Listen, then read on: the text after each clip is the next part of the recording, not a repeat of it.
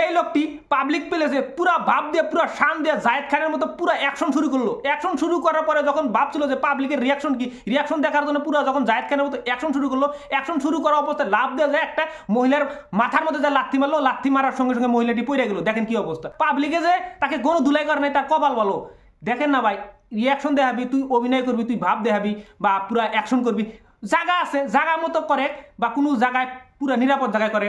Public প্লেসে এই ধরনের অভিনয় করলি, এই ধরনের ভাব দেখালি, সে এই ধরনের অ্যাক্সিডেন্ট তো হবই। এই ধরনের ভাব দেখালি, এই ধরনের অভিনয় করলি, এই ধরনের অ্যাকশন দেখালি জায়েদ খানের মতো, তাহলে তো অ্যাক্সিডেন্ট হবই। কারণ কি জানেন, এই বেসরা যদি কোনো পাবলিক প্লেসে না যায়, যদি কোনো নিরাপদ জায়গায় কোনো ফিল্ডে যায়, যদি পুরো অ্যাকশন করতো, মানুষ কিন্তু দেখতো বা মানুষের বিনোদন পাইতো। সে কি করলো, পাবলিক প্লেসে মহিলার পিছন পিছন যায়, পুরো একদমে জায়েদ খানের মতো অ্যাকশন শুরু করলো। অ্যাকশন শুরু করার পরে পরে মহিলাটির গাড়ি যা লাথি লাগলো, মহিলাটি ঠাস করে যা পড়ে গেলো।